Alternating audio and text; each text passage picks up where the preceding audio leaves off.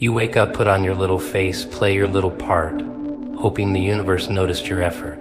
But here's the punchline: it doesn't care. Not in the way you think. Everyone's sprinting towards something: success, love, validation, clinging to this illusion that if they just try hard enough, they'll earn peace. But the joke: peace doesn't come from control. It comes when you finally drop the act, step off the stage, and just exist. They wake up and think they're in charge. Coffee in one hand, checklist in the other, pretending that life is some kind of machine that obeys commands. Push the right buttons, say the right words, smile at the right people, and voila, happiness on demand. It's laughable, really, this obsession with control. Like a child gripping a toy steering wheel in the backseat, convinced they're driving the car. They plan their days down to the minute, try to mold people like clay, force the future into a box with their name on it. But here's the twist: life doesn't care about your plans. It's wild, unpredictable. It moves like smoke. Try to grab it, and it slips through your fingers. But oh no, people can't accept that.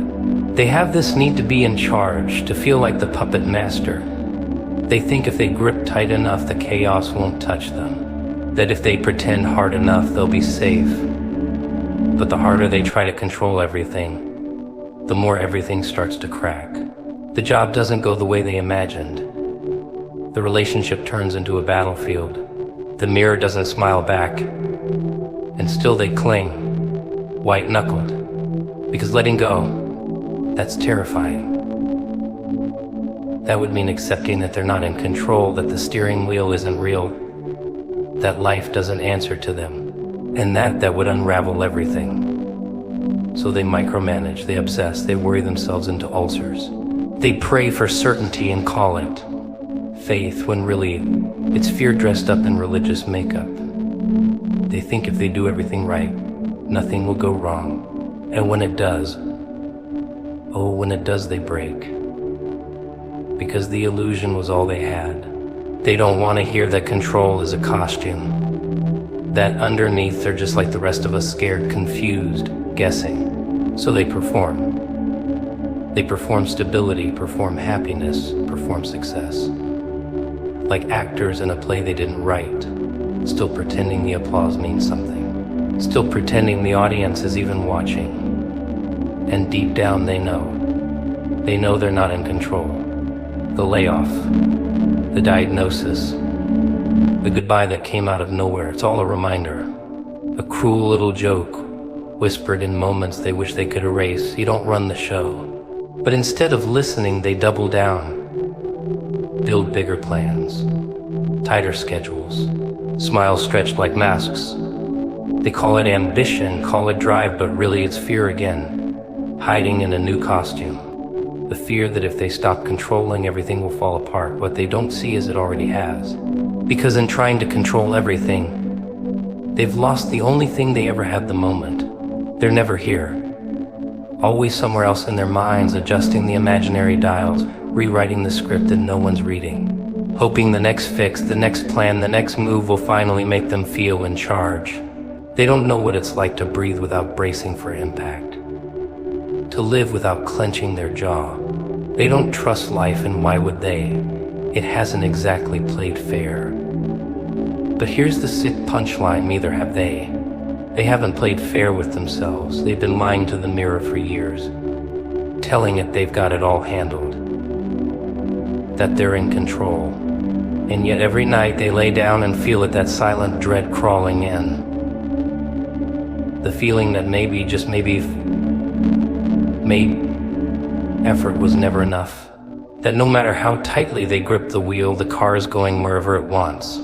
But instead of accepting that, they stay up planning, fixing, controlling, like maybe if they just try a little harder tomorrow, the universe will finally obey. But it won't. And deep down they already know that they always need a reason, don't they? A title, a purpose, a 5-year plan, something to prove they're not just here, just being, just existing. No, that's not enough for them. They would need validation, applause, a shiny label on their forehead that says meaning. It's pathetic, really, the way they chase importance like rats chasing cheese in a maze built by someone else. You tell them to breathe, to sit still, and their minds implode. Because being still, that's too quiet, too real. It forces them to face the silence they've been running from, that empty space inside where all the noise used to be. So they fill it with work, with noise, with fake smiles and shallow conversations. They'll do anything to avoid the horror of just existing. Because in this world, if you're not grinding, if you're not pushing, if you're not showing off your highlight reel, then what are you? Nothing, right? That's what they've been fed since birth. Be productive, be useful, be someone. And if you're not, well then you're a failure, a burden, a background character in someone else's show. So they run. They run from the moment, from the simplicity of being. They think existing is lazy, that if they're not constantly building something, an image, a brand, a reputation, then they're wasting their life. But the irony, they're not living at all. They're performing, sleepwalking, pretending. They wear their exhaustion like a trophy, brag about their burnout like it's some badge of honor. They don't know how to just be, to sit with themselves without judging, without fixing, without needing to be anything other than alive. They see stillness as weakness, slowness as failure. But in reality, that stillness, that quiet, that's where truth lies. The truth is messy, and they like their lives clean and curated. They've forgotten what it means to be human, to wake up, breathe in, look around, and not need a reason to justify it. To laugh without thinking about who's watching, to cry without trying to stop it, to feel without numbing it. That's existence, pure, raw, unfiltered. But that's too real for most of them. They want filters, they want structure, they want meaning handed to them on a silver platter so they don't have to face the chaos underneath. They keep asking, what am I here for, as if life's some puzzle, and they're just one piece trying to find where they fit. But maybe there's no puzzle. Maybe there's no plan. Maybe the whole point is that there is no point, and that's the point. That you're here, breathing, heart beating, no achievements necessary, no stage lights, just flesh and bone and breath. But that scares them. The idea that they might be enough as they are, it terrifies them. Because if that's true, then what was all the struggle for? All the pretending, all the proving, all the pain, was it meaningless? And that's a hard pill to swallow. So they reject it. They double down. They bury themselves in productivity, in image, in goals that don't belong to them. They've been sold this idea that existence needs to be earned, that rest must be deserved, that love has to be proven. It's madness, beautiful, well-marketed madness, and they bought it. They swallowed it whole like candy-coated poison. And now they can't sit still without guilt gnawing at their insides. They look at people who live slowly, who move gently through life, and they scoff. Call them lazy, call them lost, but deep down there's envy, because somewhere inside they remember. They remember what it felt like to just be, to lay in the grass and not care about the time, to stare at the ceiling and not feel like they're wasting it. They miss it, that innocence, that freedom, but they're too far gone, or so they think. So they keep moving, keep chasing, keep trying to turn their existence into a resume. They don't realize the moment they were born, they were already worthy, already enough, already real. Chaos, it's everywhere. In the streets, in their homes, in their heads. But instead of dancing with it, they fight it, like chaos is the villain and they're the hero in some fairy tale no one asked for. They build routines like fortresses, stack their calendars like sandbags, hoping to keep the flood out. But the flood doesn't care about your schedule. The storm doesn't ask for permission before it tears the roof off your life. They call it a bad day, a setback, a rough patch, as if it's temporary. As if normal is supposed to be clean, predictable, quiet. But what if the mess, the unpredictability, the detours is normal? What if chaos isn't the exception but the rule? Oh, they wouldn't like that. No, no, no. That would mean all their little control games are just a waste of time. That would mean they've been preparing for a world that never existed.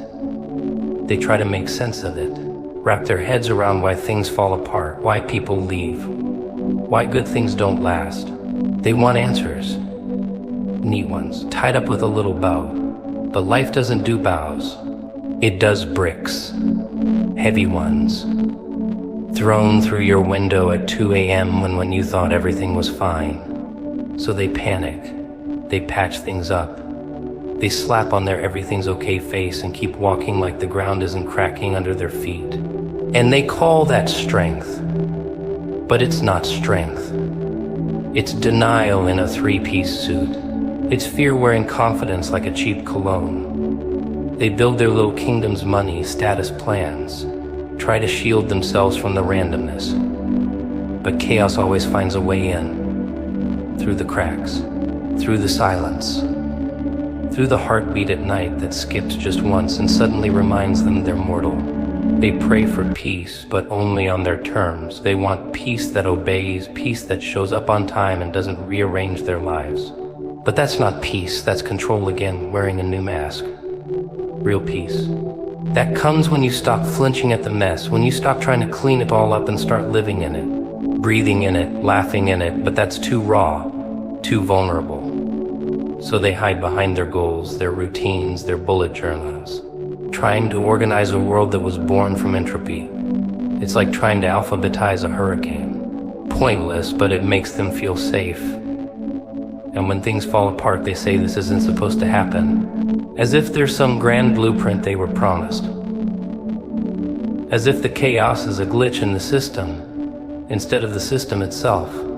They treat life like a computer program: input success, output happiness. But this isn't a code you can crack. It's a fire you learn to walk through. They want predictability. But predictability is boring. It's dead. You don't grow in the predictable. You don't become anything in comfort. You rot. You decay slowly in the illusion that everything's under control. It's only when chaos knocks everything over that they see what they're really made of. But they still hate it, still curse it, still call it unfair. And yet chaos is honest. It doesn't pretend to be something it's not. It doesn't lie to you. It shows up loud, messy, unapologetic, and it dares you to face it without flinching. Most can't. They reach for distraction, addiction, anything to avoid the discomfort. But discomfort is where life whispers the truth. They want the light, but not the heat. They want the answers, but not the questions. They want the prize, but not the process. But chaos doesn't do shortcuts. It breaks things so you can see what was fragile. It strips away the fake, the forced, the convenient. And what's left? That's real. That's you. Not the version you present to the world, but the one underneath. The one chaos keeps trying to introduce you to. But they don't listen. They think chaos is something to survive, not something to learn from. Something to fix, not something to feel. They think the goal is to escape it. But there is no escape. There never was. They hear the word surrender and immediately think of weakness. Like dropping the rope means giving up. Like letting go means losing. But maybe, just maybe, they've been holding the wrong rope this whole time. Tugging at illusions, pulling at ghosts, trying to win battles that were never theirs to begin with. They think strength is in the fight, in the hustle, in grinding their teeth through every storm, every disappointment, every detour. But they don't realize the fight is what's draining them. The constant resistance, the endless pushing, that's the real weight on their shoulders. They've been taught to never stop. Keep climbing, keep chasing, keep proving. Like the second they pause, the world will forget them. Like if they stop moving, even for a moment, everything will fall apart. But here's the joke: everything's already falling apart. It always has been. That's the design. Nothing stays, nothing settles. Not really, so they brace, they clench, they dig their heels in and try to tame a storm with spreadsheets and self-help mantras. Manifest it, they whisper, as if the universe is a vending machine and they've memorized the code. But the storm doesn't care about your affirmations. The flood doesn't care about your 5-year plan. And yet they keep pretending they can outthink the chaos. Pretending they can manage the mess like it's a to-do list. Pretending they can steer the uncontrollable and call it faith. But surrender, real surrender, that's something else entirely. It's not weakness, it's not quitting. It's looking the storm in the eye and saying, okay, take me where you will. They won't admit they're scared. Scared that if they stop holding it all together, even for a second, they'll disappear. Like their value is stitched into how much weight they can carry without breaking. But maybe breaking isn't failure. Maybe it's the beginning. Maybe shattering is the only way to see what was underneath the mask. They've built entire personalities out of control, out of coping, out of pretending they've got it all figured out. But deep down they know. They feel it when the room goes quiet, when the lights are off and there's no one left to impress.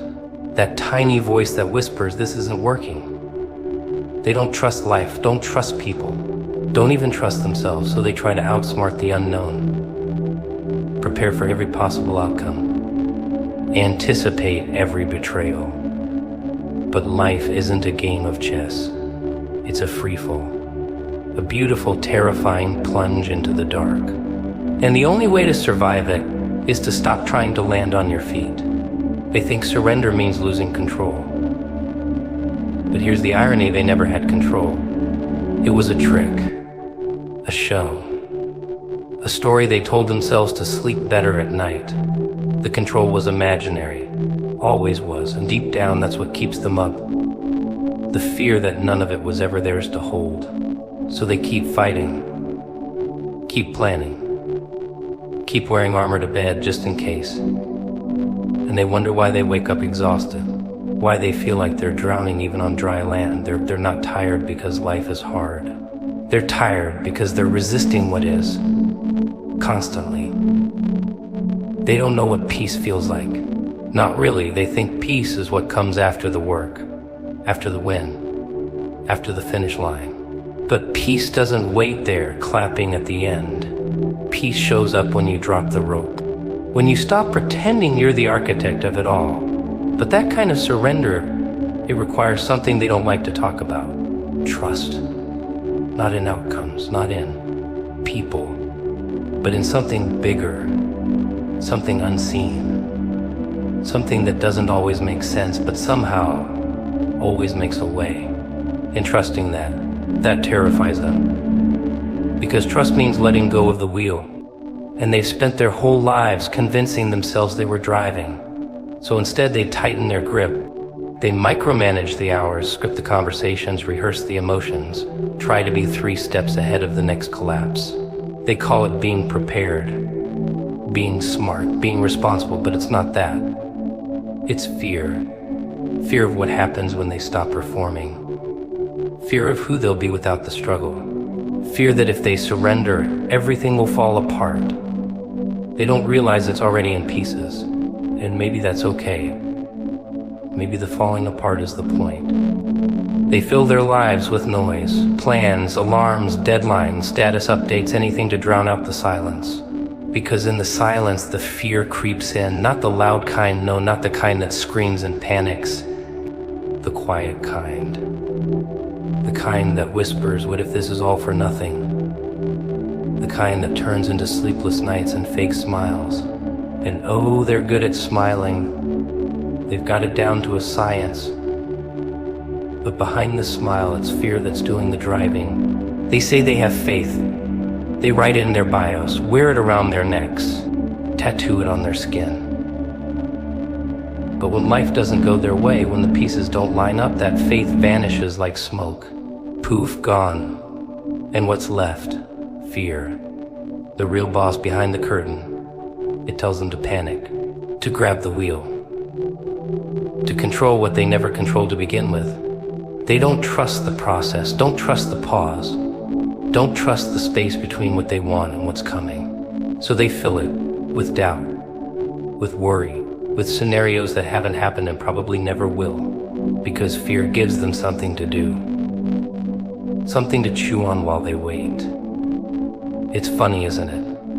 How they treat fear like it's wisdom. I'm just being realistic, they say, as they spiral into worst-case fantasies. I'm just preparing for anything, they claim, while pacing a hole into their own sanity. But fear isn't preparing them, it's punishing them, repeatedly, for crimes that haven't even happened yet. They think faith is a feeling, that it's supposed to show up wrapped in certainty and comfort. But faith is the opposite of comfort. It's closing your eyes and walking forward. It's standing still when everything inside you is screaming to run. It's choosing trust over control. And that's what they can't handle. Because control is easier, safer. You can track it, measure it, dress it up in logic and numbers. But faith is madness. Glorious, wild, untamed madness. The kind that tells you to keep going even when there's no proof, no prantee, no applause. Just you and the unknown and the sickening hope that maybe, just maybe, something bigger has got this. But they'd rather stay scared. Scared feels familiar. Scared makes sense. It keeps them small. But hey, at least it's predictable. Faith, though. Faith might lead somewhere new. Somewhere they can't map out or rehearse. And new is terrifying. So they sabotage it. They choose fear again. Like an old friend with a cruel smile and a heavy coat. They say things like, I'll believe it when I see it, but that's not belief, that's just confirmation. Belief is seeing with your soul when your eyes are blind. It's walking into the dark and trusting there's ground under your feet. They don't want that, they want guarantees, contracts, insurance policies from the universe. But life doesn't give out warranties, so they keep filling the void with fear. Let it decorate their thoughts. Let it rewrite their stories. Let it build walls around their hearts so nothing, not even hope, can get in. They call it being guarded, call it being strong. But really it's just fear, dressed in armor they forgot how to take off. And still deep down they crave faith. They want to believe, they want to breathe without bracing for impact. They want to sleep without planning 10 different exits. But wanting isn't enough. Faith doesn't visit the ones who wait with a checklist. It shows up when you leap, when you let go, when you stop needing a reason and start trusting the rhythm of something you can't control. They talk about peace like it's a destination, like it's out there somewhere past all the hard work and effort.